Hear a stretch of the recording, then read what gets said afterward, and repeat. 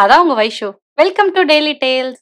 இந்த வீடியோல என்னோட பிரெக்னன்சி சீரிஸ தான் நீங்க பார்க்க போறீங்க. அதோட episode 2 that is first trimester பத்தி தான் உங்களோட நான் ஷேர் பண்ண போறேன். இதுக்கு முன்னாடி என்னோட ப்ரீ பிரெக்னன்சி பிளானிங் அண்ட் நான் பிரெக்னன்சி எப்படி கன்ஃபார்ம் பண்ணேன்ங்கிற வீடியோவ நான் லிங்க் பண்ணியிருக்கேன். செக் பண்ணி பாருங்க.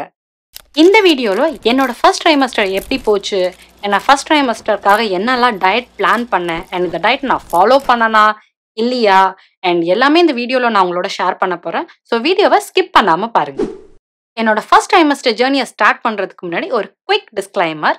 நான் வந்துட்டு இந்த மாதிரி தான் டயட் ஃபாலோ பண்ணேன் அண்ட் இந்த டாக்டர் தான் பார்த்தேன், நீங்களும் இந்த டயட் ஃபாலோ பண்ணுங்க ஆர் இந்த டாக்டரை பாருங்கிற மாதிரி நான் எந்த சஜஷனும் உங்களுக்கு கொடுக்க போறது கிடையாது. Because I am not an educator.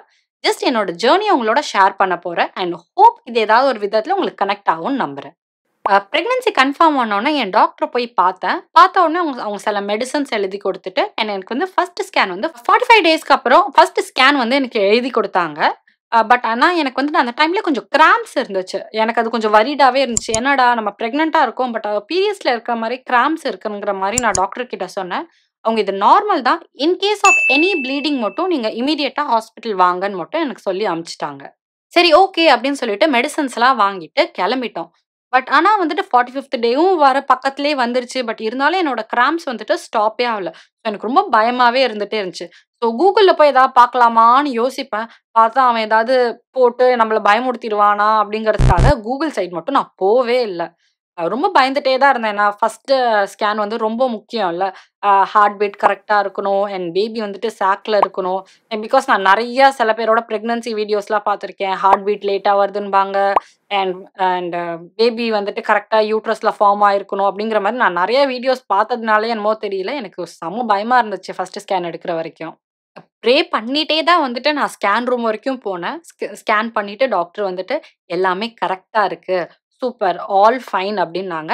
And பேபியோட ஹார்ட் பீட் ஃபர்ஸ்ட் டைம் கேட்க வச்சாங்க. அப்பா! செம்ம எமோஷனலா இருந்துச்சு. ஒரு சாதாரண சவுண்ட் வந்துட்டு நம்மளுக்கு அவ்ளோ ஒரு ஹாப்பினஸ் குடுக்கும்னு நான் வந்துட்டு அன்னைக்கு தான் வந்துட்டு ஒரு ஃபீலே பண்ணேன். அப்புறம் ஸ்கேன்ல வந்துட்டு குட்டியா அந்த சாக் தெரியுதுல்ல, இதுதான் உங்க பேபி அப்படிங்கிற மாரி அழகா குட்டியா காட்டுனாங்க. அண்ட் அம்மாவும், அப்பா, கார்த்தி எல்லாருமே கூட வந்திருந்தாங்க. அம்மாவையும், கார்த்தியும் உள்ள கூட்டிட்டு வந்து, இதுதான் பேபி, இதுதான் சாக் பிளஸ் வந்துட்டு ஹார்ட் பீட்லாம் கேட்க வச்சாங்க. கார்த்தி ரொம்ப எமோஷனல் பெர்சன்லாம் கிடையாது. பட் அவ்ளோ ஹேப்பியா இருந்தான் அந்த ஹார்ட் பீட் கேட்டுட்டு. அது செம்ம எமோஷனலான மொமெண்ட் எங்களுக்கு. 45 டேஸ் வரைக்கும் ஜஸ்ட் கிராம்ப்ஸ் மட்டும் தான் இருந்துச்சு. சரி ஓகே, நம்ம பிரெக்னன்சியும் இப்படிதான் இருக்கும் போல இருக்கு அப்படின்னு நான் நினைச்சிட்டு இருந்தேன். 50th டேலேருந்து தான் என்னோட ரியல் பிரெக்னன்சியோட சிம்ப்டம்ஸே ஸ்டார்ட் ஆச்சு. அப்பா! அவ்ளோ வாமிட்டிங்.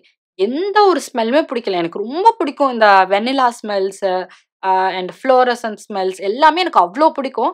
இதெல்லாம் யாராவது பெர்ஃப்யூம் போட்டிருந்தாலே செம்ம இரிட்டேட் ஆகும். ஐயோ! எனக்கு வாமிட் வர மாரி இருக்கு. எதுக்கு இந்த பெர்ஃப்யூம் போட்டிருக்கீங்க? என்ன ஏதாவது குக் பண்ணிட்டு இருக்காங்க, சாதம் ஓப்பன் பண்றாங்க.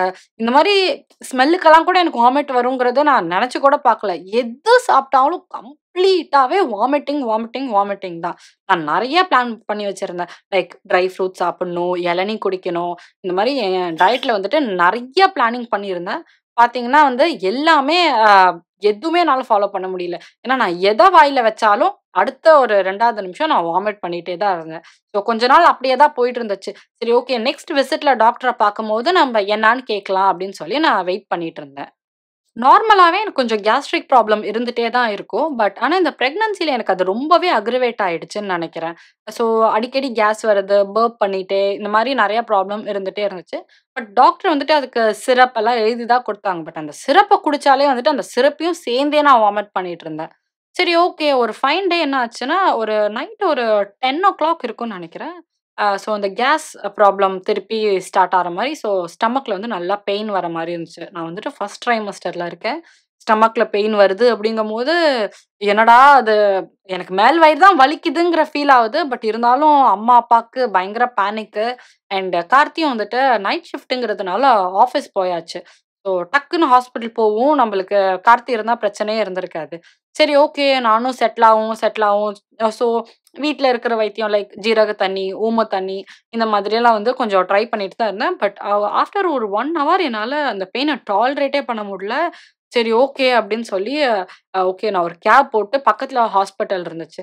ஸோ அங்க எமர்ஜென்சிக்கு போய் அட்மிட் ஆயிட்டேன். பார்த்துட்டு அவங்க ஃபர்ஸ்ட்டு போனோனே இந்த மாதிரி என்னோட ரிப்போர்ட்ஸ் எல்லாமே நான் எடுத்துட்டு தான் போயிருந்தேன். இந்த மாரி நான் பிரெக்னன்ட்டா இருக்கேன். அண்ட் நான் இந்த வீக் பிரெக்னன்ட் எல்லாமே சொன்னதுக்கு அப்புறம் அவங்க ஓகே அப்படின்னு சொல்லி எனக்கு கேஸுக்குள்ள மெடிசன் வந்துட்டு ஐவில குடுத்தாங்க. ஐவில குடுத்ததுக்கு அப்புறமேட்டு தான் ஒரு 2 ஹவர்ஸ் கழிச்சு தான் அது செட்டிலே ஆச்சு. என்னால அந்த பெயின பேரே பண்ணிக்க முடியல. அவ்ளோ பெயினா இருந்துச்சு அந்த கேஸ் ப்ராப்ளம். ஏன்னா நான் ஒரு 2 நாள் முன்னாடி வந்து கொஞ்சம் ஆசையா இருக்கு அப்படின்னு சொல்லி காலிஃப்ளவர் சாப்பிட்டேன். பட் ஆனா 2 நாள் முன்னாடி தான் சாப்பிட்டேன். அது 2 டேஸ் கழிச்சு ரிஃப்ளெக்ட் ஆகும்னு கூட எனக்கு தெரியல. அதுக்கப்புறமேட்டுலேருந்து என்னோட பிரெக்னன்சில நான் காலிஃப்ளவர சாப்பிடவே இல்ல. எங்க வீட்லயும் காலிஃப்ளவர் வாங்குறத நாங்க அப்படியே ஸ்டாப் பண்ணிட்டோம். சரி ரொம்ப வாமிட்டிங்கா இருக்கு அப்படின்னு சொன்னதுக்கப்புறம், சரி டாக்டர் வந்துட்டு, சரி ஓகே வாமிட்டிங்க்கு நான் டேப்லெட் எழுதி குடுக்குறேன். அண்ட் இத வந்து நீங்க சாப்பிடுறதுக்கு முன்னாடி ஒரு 1/2 அன் ஹவர் பிஃபோர் போட்டுட்டு சாப்பிடுங்க. உங்களுக்கு வாமிட் வராதுன்னாங்க. பட் நான் எந்த லெவல்ல வாமிட் எடுத்துட்டு இருந்தேன் அப்படின்னா, ஒரு 2, 3 டைம்ஸ் வந்துட்டு அந்த டேப்லெட்ட தண்ணி குடிச்சு முழுங்கும்போதே வந்துட்டு, அந்த டேப்லெட்டோட சேர்த்தே வாமிட் பண்ணிடுவேன். என் வாமிட்டிங் லெவல் வந்துட்டு அப்படி இருந்துச்சு. ஸோ இவ்ளோ வாமிட்டிங்ல பார்த்தீங்கன்னா, நான் பிளான் பண்ணியிருந்த டயட்லாம் எதுவுமே என்னால ஃபாலோ பண்ண முடியல. ஏன்னா மோஸ்ட் ஆஃப் த டைம் எனக்கு பயங்கர டயர்டா இருக்கும். ஸோ நான் வந்துட்டு நார்மலா என்ன சாப்பிட முடியுமோ சாப்பிட்டு படுத்துக்கிட்டேன். அண்ட் டாக்டர்ட்ட கேட்டப்பயும் என்ன சொன்னாங்கன்னா, "இட்ஸ் ஓகே. நீங்க உங்களால எவ்வளோ சாப்பிட முடியுதோ மட்டும் சாப்பிடுங்க. பட் பிரிச்சு பிரிச்சு மட்டும் சாப்பிடுங்க. எதுவுமே சாப்பிடாம மட்டும் இருக்காதீங்கன்னு" சொன்னாங்க. பட் நான் அத தான் அப்படியே ஃபாலோ பண்ணேன்.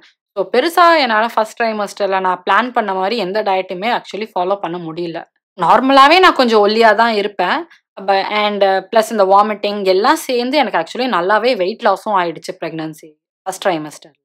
இப்படி தான் என்னோட ஃபர்ஸ்ட் ட்ரைமஸ்டர் கம்ப்ளீட்டா வாமிட்டிங்லயே போச்சு. நான் என்ன சொல்லணும் அப்படின்னு நினைச்சேன் அப்படின்னா, ஈச் பிரெக்னன்சி வந்துட்டு completely different. For example N friend கிட்ட நான் கேட்டப்ப, அவ ஃபர்ஸ்ட் பிரெக்னன்சில பார்த்தீங்கன்னா, அவளுக்கு சுத்தமா வாமிட்டிங்கே இல்ல. அண்ட் அவளோட செகண்ட் பிரெக்னன்சி பார்த்தீங்கன்னா, டே 1 கன்ஃபார்ம் ஆனதுலேருந்து அவ ஃபுல் டைம் வந்துட்டு வாமிட் தான் பண்ணிட்டு இருந்தான்னு சொல்றா. ஸோ ஒரு ஈச் இண்டிவிஜுவல் பெர்சனுக்கே ஃபர்ஸ்ட் பிரெக்னன்சி வேற மாரி இருக்கு. செகண்ட் பிரெக்னன்சி வேற மாரி இருக்கும். ஸோ தயவு செஞ்சு யாருமே வந்துட்டு உங்க பிரெக்னன்சி ஆர் நீங்க கேள்விப்படுற பிரெக்னன்சி ஜர்னிய வச்சு இன்னொருத்தவங்கள ஜட்ஜ் பண்ணாதீங்க. ஏன்னா ஈச் இண்டிவிஜுவல் டிஃபரெண்ட்டா இருப்பாங்க. உங்களோட டாலரன்ஸ் லெவல் வேற மாரி இருக்கும்.